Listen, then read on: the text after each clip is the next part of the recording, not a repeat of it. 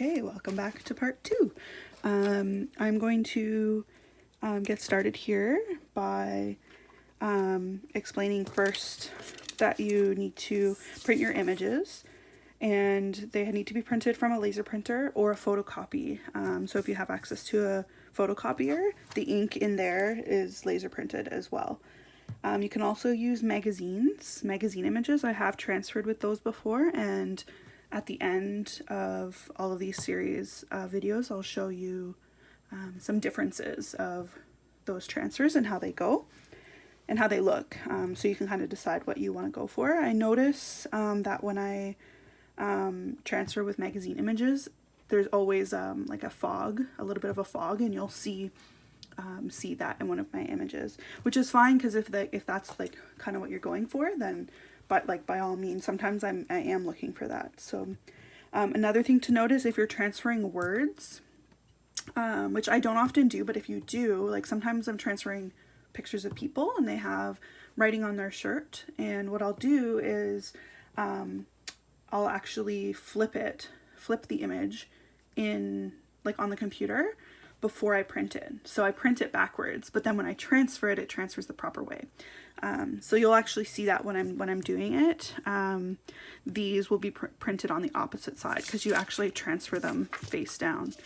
So you'll see. And what I did before is I accidentally transferred an image backwards that had lettering. So what I did was I just whited it out with paint and then hand wrote it on top, because I liked the message on the shirt. So I kind of wanted to keep it, but it was backwards and I didn't really like that. So I just kind of went over it and added it in myself. So you cut out the images as you like. You can leave the images as is, like a full image, or you can actually like cut out. So this is where you can use the X-Acto to really kind of get the details. So I might do that, I might not. Maybe I'll do one like that so you guys can see the difference. And just a reminder to be careful when you're using sharp objects. And if you are, you know, pretty young, make sure you ask for help with the sharp objects, because safety first, right? And then, so another thing too is if you're using a wood panel, you can actually tape the sides if needed, and then prime and gesso the surface first. So I'll show you an example. So this piece here that I made, what I did was I taped the edges. Oh no, I just spilled my water. This is real life, this is real life. Pause. Okay, I'm back. I'm really flaily when I'm explaining things, so I knocked it over. But yeah, that's real life. This is why you get to see this raw.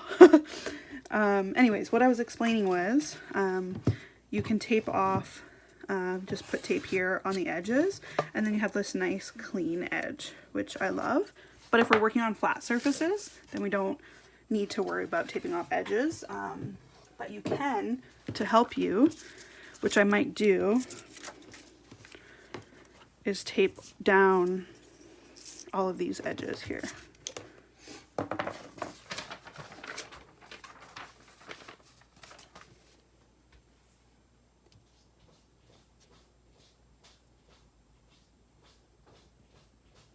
So one thing to note, that if a surface isn't primed, like this wood here, the wood is a porous surface, so it'll absorb whatever you put on it. So that's why we gesso wood, and also canvas too, because canvas is also, it's fabric, right? So it's porous and will soak it up. And I imagine the same thing with this. So we'll see how that goes. And yeah, if you have watercolor paper, you don't really need to do anything to prep it. So what I'm going to do is I'm going to tape off all of these edges, and that'll just help us get like everything will be nice and flat, and it won't move on us, which can be frustrating. So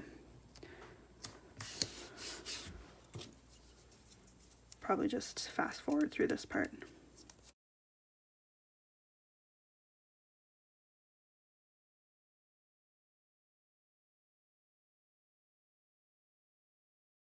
Another thing I noticed about this thin wood, which I'm actually, we'll see how it goes, is there's a little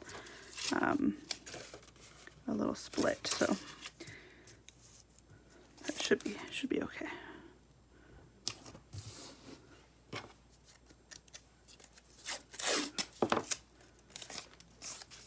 Guess I could also tape the back of it too, just in case. Maybe I'll do that.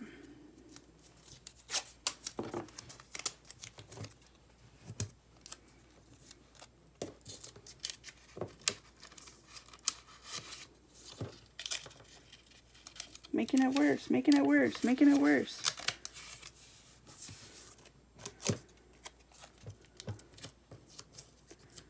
When your perfectionism affects things in a negative way. It's okay. Right. Should do.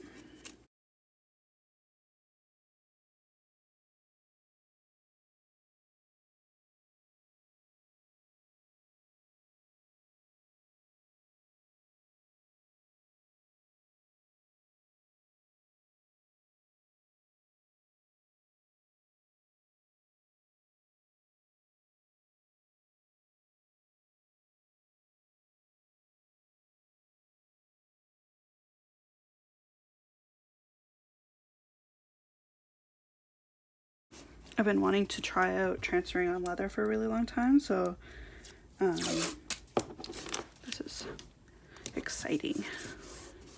Let me know if anyone's ever transferred onto anything, like whatever materials. I'd like to know. Okay, so it's pretty good. Again, you don't have to tape it off. It's like an extra thing that I like to do. So,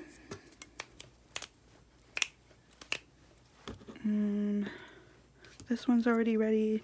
This one I want to try.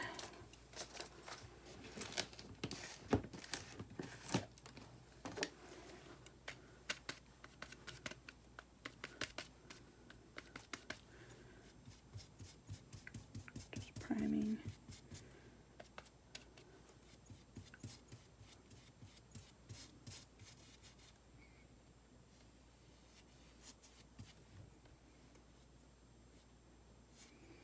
So the gesso actually makes the surface less porous and less absorbent, so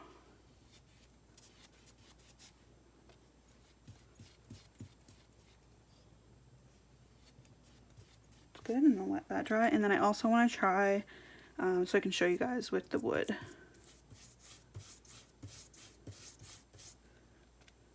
So again, I'm only going to do half, just so you can see the difference.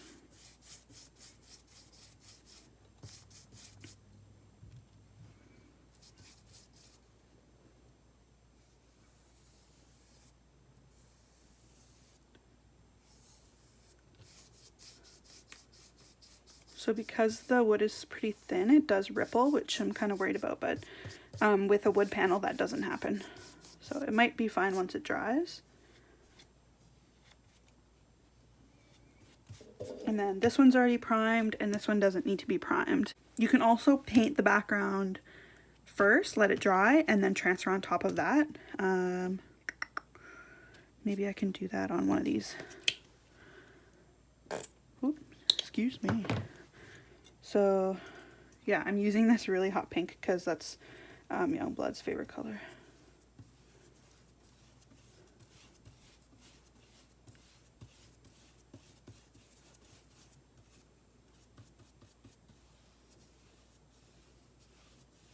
Oh, it's chunky.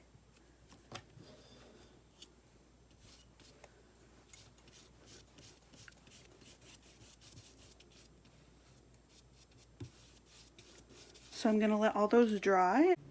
And just a little note here to let you know I opened the window just to help the drying process. You can also use like a blow dryer or just sit it outside.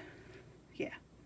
and then I'll be right back. So that's it for prep, and then we'll get into the transfer process. Whoa.